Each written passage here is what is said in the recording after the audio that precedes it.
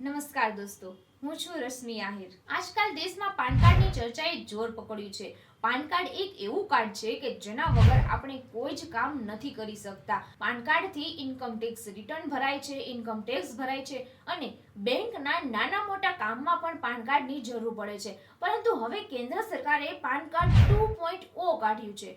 હવે 2.0 તો કાઢ્યું, નવું પાન કાર્ડ તો કાઢ્યું, પરંતુ એનાથી શું જે જૂનું પાન કાર્ડ છે એ કામ નહીં કરે કે પછી નવા પાન કાર્ડ માટે અપ્લાય કરવાનું છે? આ બધા જ પ્રશ્નો તમને મૂંઝવતા હોય ને તો આજનો આ વિડિયો તમે પૂરો જોઈ લેજો, તમને બધી જ માહિતી મળી જશે। ભારત સરકારે પાન કાર્ડ 2.0 એટલે કે નવા પાન કાર્ડ માટે 1435 કરોડ રૂપિયાની મંજૂરી આપી દીધી છે। અત્યારે તમને તમારા જૂના પાન કાર્ડ ઉપર દેખાતું હશે, જેમાં તમે તમારું નામ જોઈ શકો છો, આની સાથે સાથે તમારી ડેટ ઓફ બર્થ જોઈ શકો છો અને તમારા પિતાનું નામ જોઈ શકો છો અને પાન કાર્ડ નંબર જોઈ શકો છો। પરંતુ આ પાન કાર્ડ તો ઓલરેડી હતું, તો સરકારે નવું શું કર્યું છે? તો સરકારે નવું એ કર્યું છે કે હવે પાન કાર્ડમાં QR કોડ આવી જશે। હવે QR કોડ શા માટે?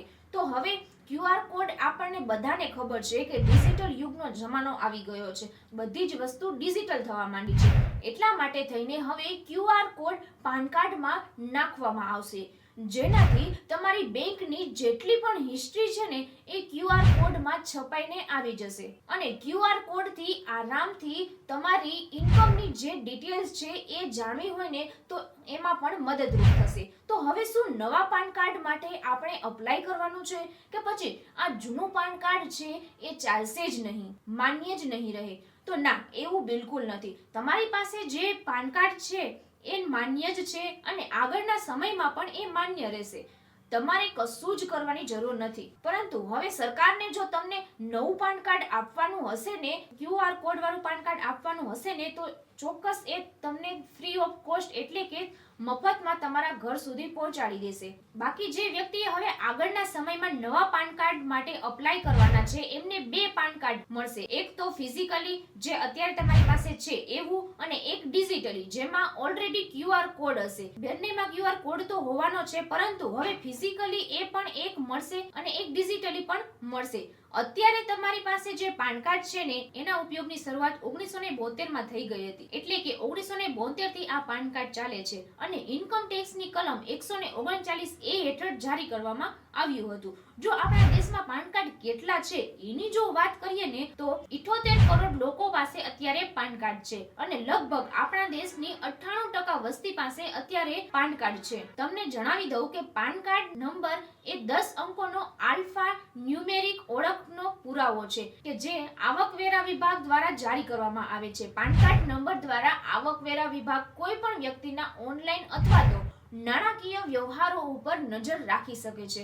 એમાં પણ ખાસ કરીને જે લોકોને કંઈક ફ્રોડ કરવું છે અથવા તો કોઈ પણ પ્રકારનું કાળું નાણું લાવવું છે એ બધાને પકડવામાં આ પાન કાર્ડ ખૂબ જ જરૂરી છે, ખૂબ ઉપયોગી છે। પરંતુ આ જે નવું પાન કાર્ડ આવી રહ્યું છે ને એના કેટલાક ફાયદાઓ પણ છે, જેમ કે ટેક્સ પેડની જે સર્વિસ છે એ સુધરી જશે અને આ સુવિધા ફાસ્ટ થઈ જશે।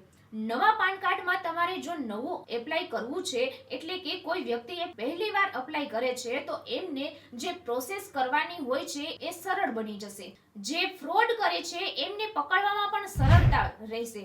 આ સાથે આગળના સમયમાં પાન કાર્ડ સંપૂર્ણ રીતે ડિજિટલ થઈ જશે, જેનાથી પૈસા બચશે। આ સાથે હજુ તમને એક વાર કહી દઉં કે તમારે નવા પાન કાર્ડ માટે અપ્લાય કરવાની કોઈ જરૂર નથી। તો આ સાથે તમને ફોન કરીને કોઈ એમ કહે કે તમારું પાન કાર્ડ જૂનું થઈ ગયું છે, તમારે હવે બદલવાની જરૂર પડશે જ, એટલા માટે થઈને મને પાન કાર્ડનો નંબર આપી દો, તો પાન કાર્ડનો નંબર શેર કરવાની કોઈ જ જરૂર નથી। સરકારને જો તમારા સુધી પાન કાર્ડ પહોંચાડવું હશે ને તો તમારા ઘર સુધી પહોંચાડી દેશે અને ફ્રી ઓફ કોસ્ટમાં એટલે કે મફતમાં પહોંચાડી દેશે।